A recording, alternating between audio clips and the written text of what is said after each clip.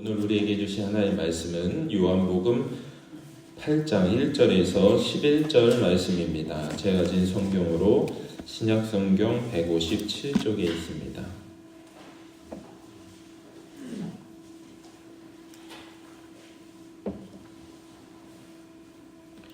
교독하시겠습니다. 예수는 감난산으로 가시니라.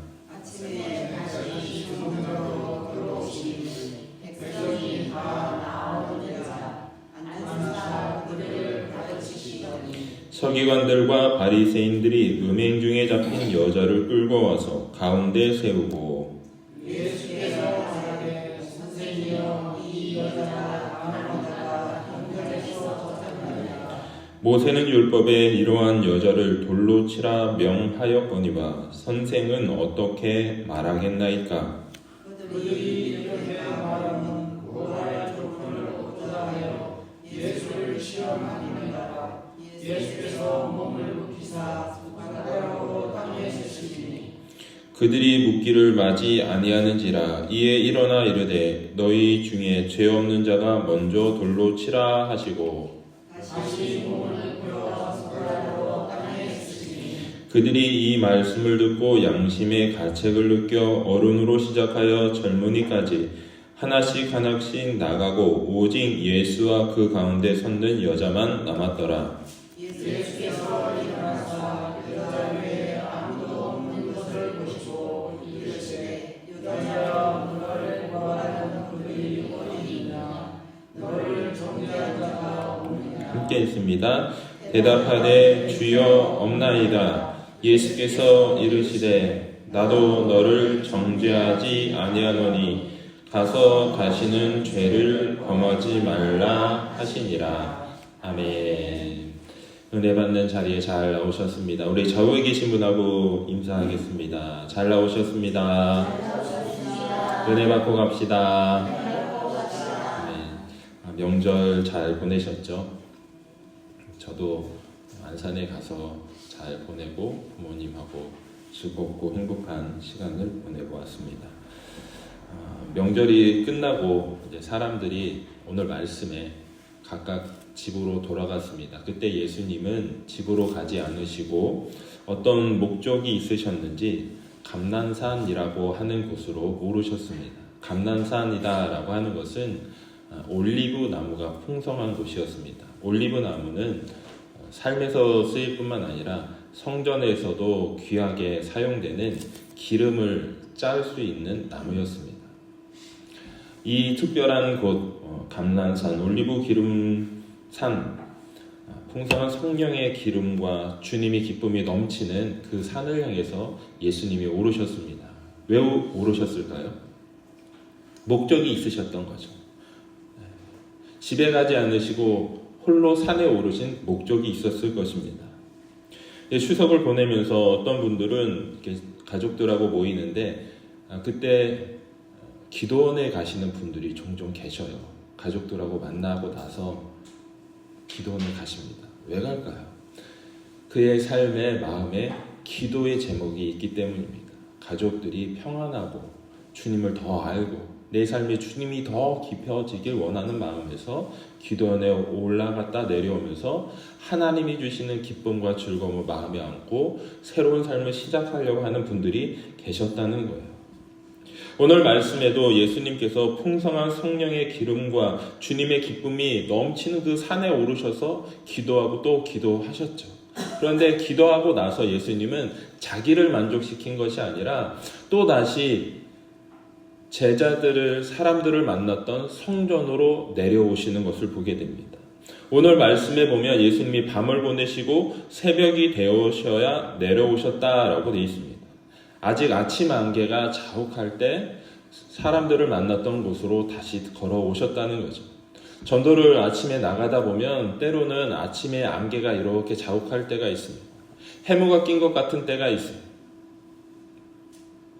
배들이 고기를 잡기 위해서 또 그물을 치기 위해서 통통통 하고 나아갈 때가 있습니다. 삶을 향해서 나아가는 그 사람들의 모습 속에서 처럼 예수님은 성전이라고 하는 곳을 향해 나아가셨죠. 걸어가셨죠. 그런데 그곳은 사람들이 많이 있었을까요? 그렇지 않아요. 비어 있었습니다. 텅 비어 있는 그곳에 예수님이 앉으시고 잠잠히 기도하고 있을 때 어디선가 사람들이 예수님이 다시 내려오셨다라고 하는 소식을 듣고 하나둘 모여들기 시작했습니다. 성경을 보면 모두 다 그곳을 향해 나아왔다라고 말씀하고 있습니다. 다시 말씀드리면 모든 사람들이 예수님이 가르쳐 주시는 말씀에 대한 사모함이 있었다는 것입니다. 이곳에 나오신 저와 여러분도 하나님의 말씀을 향한 사모함이 있어서 이곳에 나와 오셨는 줄로 믿습니다. 중요한 것은 주님의 말씀의 가르치심, 그 가르치심이 무엇인지를 깨닫는 것이었습니다. 예수님의 가르침이 시작되었는데 성경에는 무엇인가 말했다고 돼 있지는 않지만 그 내용을 바라다 보면, 앞뒤 내용을 보면 예수님이 성령이 충만하셔서 그들을 향해서 사람들을 용서해야 된다, 사랑해야 된다라고 말씀하셨다고 우리는 유추할 수 있습니다. 그 용서에 대해서 말씀하고 계셨을 때 뒤어서 많은 서기관과 바리새인들이 한 여인을 데리고 들어왔습니다. 그들은 그 여인을 예수님 앞에 세웠습니다. 그런데 그 여인의 모습이 그렇게 아름답게 보이지는 않았습니다. 매우 연약해 보였고 매우 힘없어 보였고 보잘것없는 것처럼 보였습니다. 바리새인과 서기관들이 그 여인을 데리고 왔던 모습과는 너무 상반되는 것이었죠. 그들은 매우 당당했습니다. 한 보잘것없는 여인을 예수님 앞에 세우면서 예수님을 몰아세우기 시작했습니다. 그것을 바라보는 예수님의 모습은 너무 안타까웠겠죠. 어떻게 저 가녀린 여인을 나를 고발할 증거로 저렇게 쓸까? 마음이 안타까웠을 거고 그 앞에 서 있는 여인이 매우 가련하고 가엾게 보였을 것입니다. 그런데 그들이 큰 목소리로 모두가 들리도록 이렇게 말했습니다. 우리 4절과 5절 말씀 함께 보시겠습니다. 시작. 예수께서 말하되 선생님이여 이 여자가 강하다가 현장에서 잡혔나이다. 모세는 율법에 이러한 여자를 돌로 치라 명령하였거니와 선생은 어떻게 말하였나이까. 여자가 가늠하다 현장에 잡혔다 라고 하는 말이 퍼졌을 때 일순간 정적이 흘렀습니다. 모두의 눈빛과 마음속에 마치 한 목소리를 말하는 것 같아죠. 그 여인을 향해서 돌을 던져야 됩니다. 돌맞이 짓 했네. 답은 너무나 당연한 것이었고 정해진 것 같았고 더 이상 변명거리는 없어 보였습니다.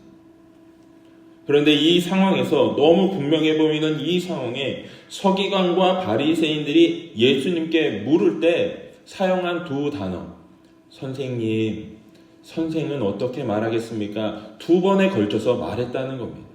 선생님 말해보세요. 선생님 말해보세요. 이거는 정말 예수님을 선생으로 인정한 것입니까? 아니죠. 비아냥되는 것이죠. 너가 선생이라면 해봐. 너는 이거에는 답을 못할 거야. 이러고 말하는 것이죠. 그들이 말했던 것처럼 우리가 삶을 살아가다 보면 마치 그들의 기세에 눌리고 어쩔 수 없는 상황에 쫓겨서 마지못해 대답을 해야 할 때가 있습니다. 기세에 눌리고 무엇인가에 쫓기듯이 살아가면서 말해야 될 때가 있죠. 혹은 그 반대가 되어 말할 때도 있습니다. 나는 맞고 너는 틀렸어. 너가 맞는다고 생각하지만 아니야, 너가 틀렸어. 내 말이 맞아. 라고 마치 답이 정해져 있는 것처럼 말할 때가 우리가 너무나 많이 있습니다. 그들도 그러했습니다.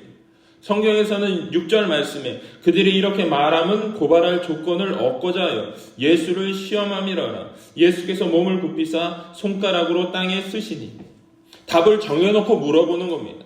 선생님, 내 말이 맞죠? 자신이 맞다는 것을 주장하기 위해서 예수님께 물어봤다는 것이고, 그 물었던 마음의 동기 안에는 예수님을 고발하고자 하는 마음이 있었다는 겁니다. 그들은 자신들이 하나님이 주신 말씀과 하나님이 주신 율례를 누군가를 고발하는 도구로 사용하고 있었다는 것입니다. 하나님께서 우리에게 주시는 성경 말씀, 하나님의 말씀은 누군가를 정죄하고 심판하고 누군가를 꼬집고 내 말이 맞다고 주장하기 위해서 주신 것이 아닙니다. 하나님의 말씀은 우리의 삶을 살리고자 주셨습니다. 살아내고자 하나님의 말씀을 주셨다는 것입니다. 이 하나님의 말씀이 살아있는 그 말씀을 들을 수 있는 우리가 되길 주님의 이름으로 축원합니다. 오늘 말씀에 보면 예수님께서 사람들이 질문할 때 대답하지 않으시고 자신의 몸을 굽히셨습니다. 입으로 말하는 것이 아니라 몸과 행동으로 말을 전달하고 있었다는 겁니다. 지난주 우리가 들었던 니고데모의 마지막 예수님을 향한 그 증언이 뭐였죠?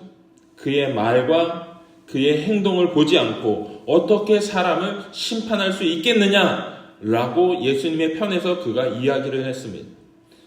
우리의 삶에도 예수님의 모습에도 그렇습니다. 무엇을 말했는지, 무엇을 행동했는지보다 더 중요한 것은 그의 마음의 동기 안에 들어있는 뿌리입니다.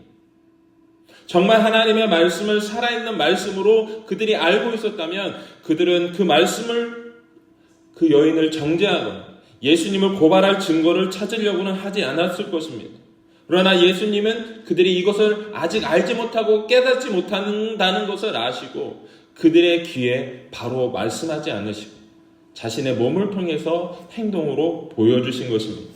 몸을 굽혀 땅에 무언가를 쓰셨습니다.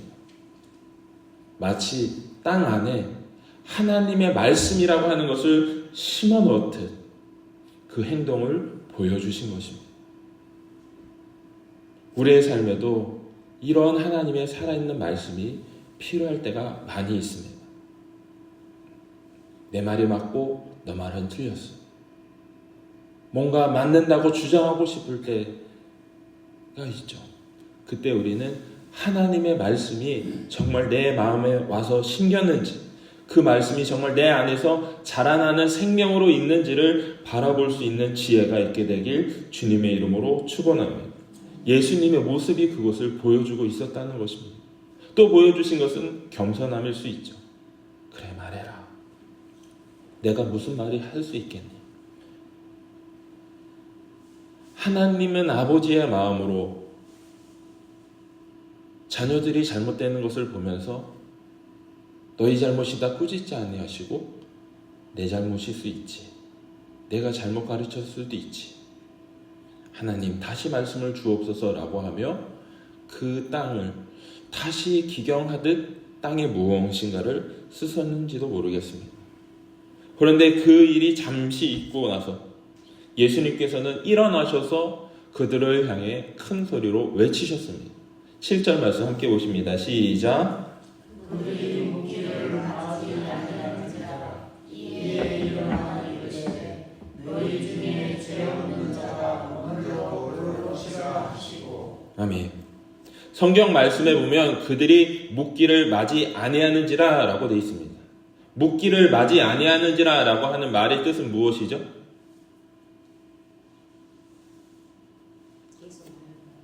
계속 몰아붙였다는 거예요. 캐물었다는 거예요. 멈추지 않고 끊임없이 캐물으면서 그 말을 끄집어내려고 했다는 겁니다. 예수님이 이렇게 쓰고 계셨을 때, 예수님이 조용하고 계셨을 때, 예수님이 잠잠히 하나님의 뜻을 구하려고 했을 때도 그것을 참지 못하고 마치 이리들이 먹이를 삼키려고 하는 것처럼 그렇게 예수님을 쏘아붙였다는 겁니다.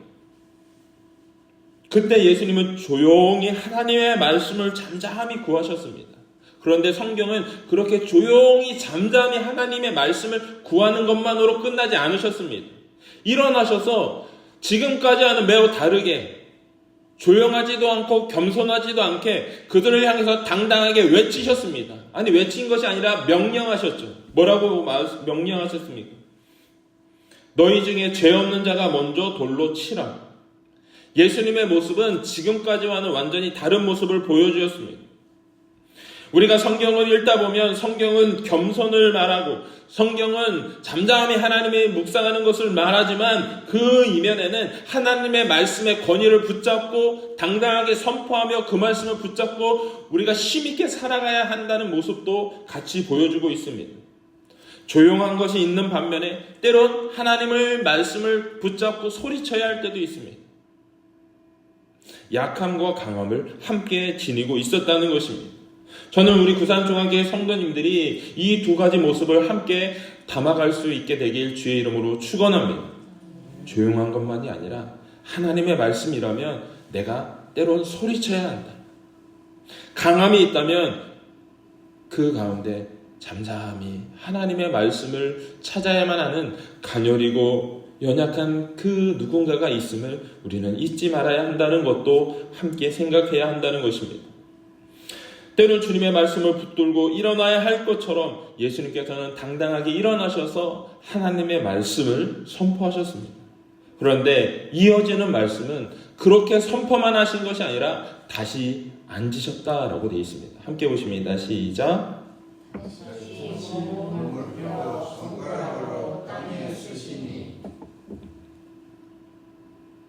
선포만 하신 것이 아니라 그 말씀이 이루어지길 누구보다 원하셨다는 것입니다.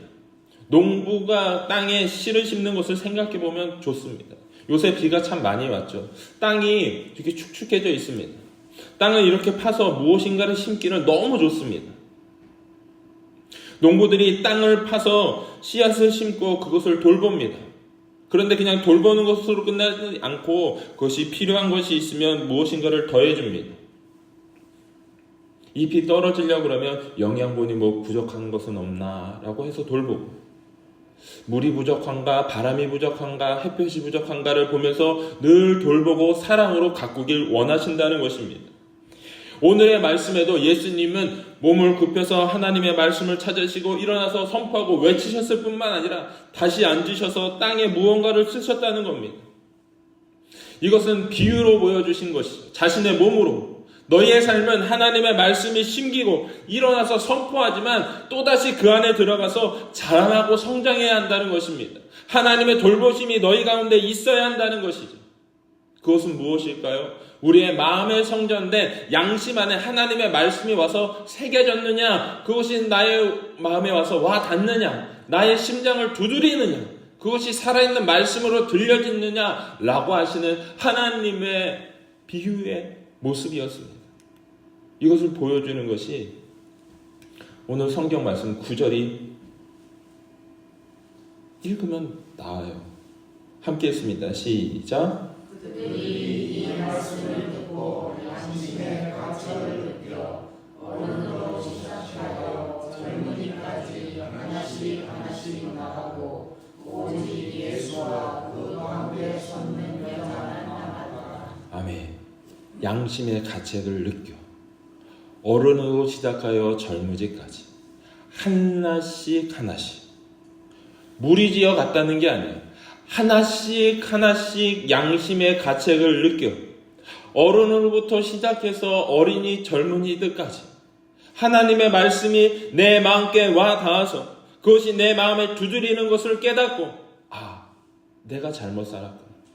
아, 내가 잘못했구나. 아, 내가 잘못한 것은 무엇인지가 그것을 깨닫고 하나님 앞에 붙들고 소원하며 그것을 품고 하나님 앞에 설 수 없어서 그들은 하나둘씩 자리를 비키기 시작했습니다. 예수님이 마음껏 무엇인가를 하시도록 나의 돌을 던지고 예수님을 쏘아 붙이고 내가 맞다고 주장하려고 하던 그 상태로부터 뒤로 물러서서 주님이 무엇인가를 하시도록 그 공간을 마련해 주었다는 겁니다. 하나님의 말씀이 우리 마음 가운데 심어졌다는 것은 하나님, 이제는 내 주장이 아니라 내가 맞다는 것을 주장하기 위함이 아니라 하나님이 내 삶에 무엇인가를 행하시는지 그 공간을 내 마음에 확보하기 원합니다. 그 일이 양심이 회복되는 것이고 하나씩 둘씩 뒤로 물러섰다라고 하는 것입니다. 그리고 나서 이 일이 어디까지 갑니까? 오직 예수와 그 가운데 섰는 여자만 남는 상태까지 갑니다. 이 성경에서 말하는 한 여인은 우리라고 볼 수 있어요. 예수님과 우리만 1대1로 남은 상태. 예수님 앞에 무엇인가를 주장할 수 없고 사람들로부터 주눅이 들고 눌려 있었던 그 상태, 아무런 것도 변명조차 할 수 없었고 예수님이 무엇을 말하든지 그것으로부터 꾸중만 들을 수밖에 없는 상태에 있는 그 여인의 모습으로 서 있었다는 겁니다.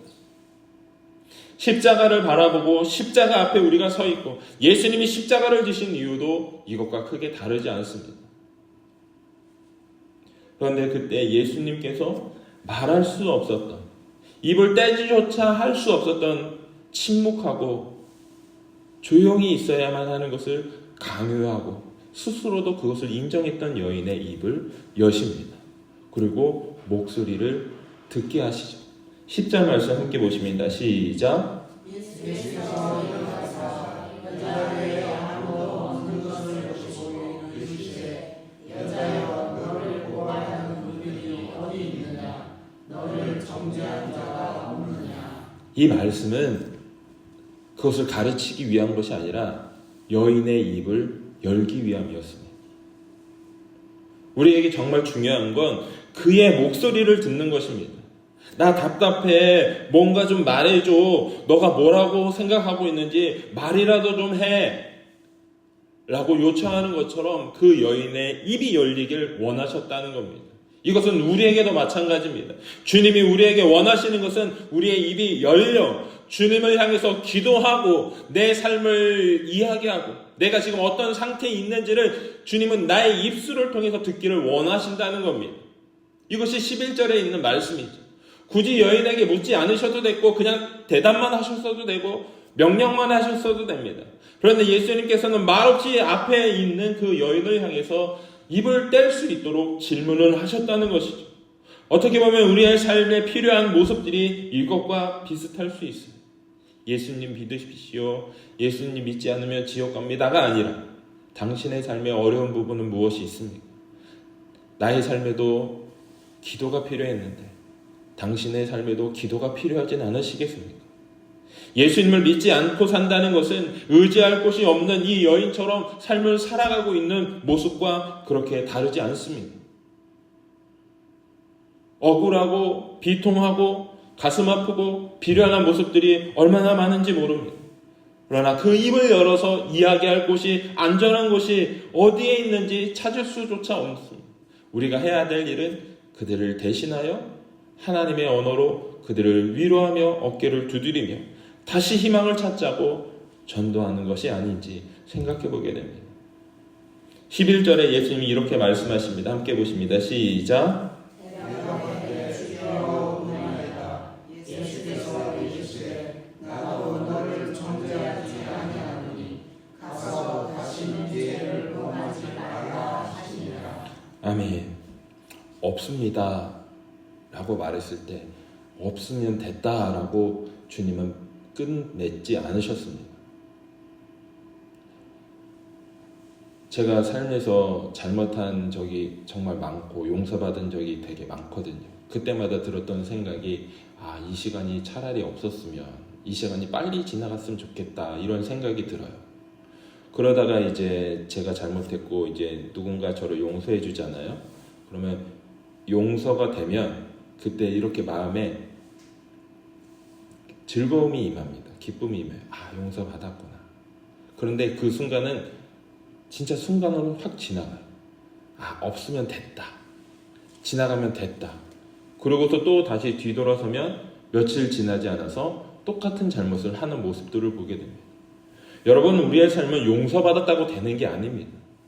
그 정죄받은 하는 사람들이 없어졌다고 되는 게 아니에요.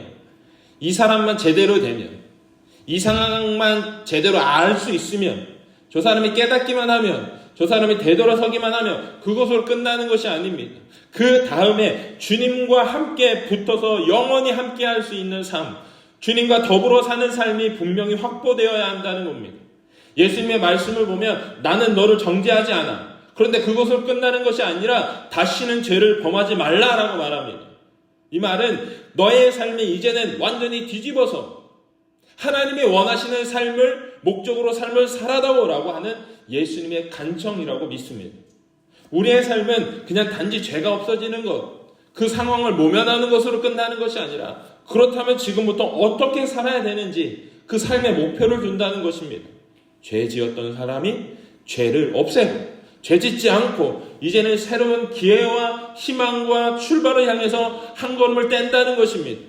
한 걸음을 떼고 앞으로 나아가기 시작할 때 아기가 아정아정 걷는 것처럼 우리의 삶을 향한 하나님의 사람다운 삶이 확보될 수 있다는 겁니다.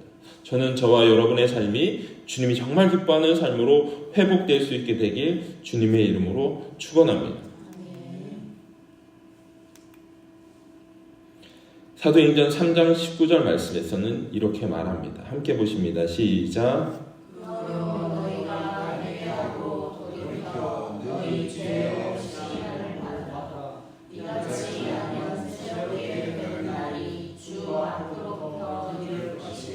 아멘.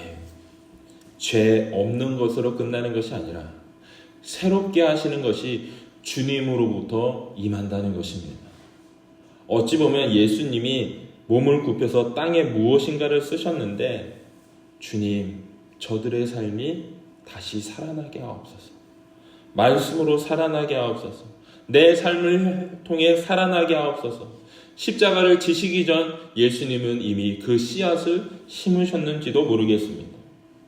오늘 우리에게 필요한 건 이러한 예수님의 모습이라고 믿습니다. 가정 안에 주님 말씀을 심습니다. 주님, 내 가정 안에 주님의 기도를 심습니다. 주님, 내 인생 안에 주님의 말씀과 기도를 심습니다. 주님, 상황은 보이는 것 없고 들리는 것 없지만 주님의 말씀과 기도를 심습니다. 주님이 이곳에서 일하셔서 새 일이 나타나게 하옵소서라고 그 땅에 하나님의 생명을 심는 줄로 믿습니다. 이것이 우리에게 필요하다는 겁니다. 주위를 오늘날 보면 어디에도 희망이 없는 것 같고 아침 안개처럼 점점 더 그 생각이 짙어져 가는 것 같습니다.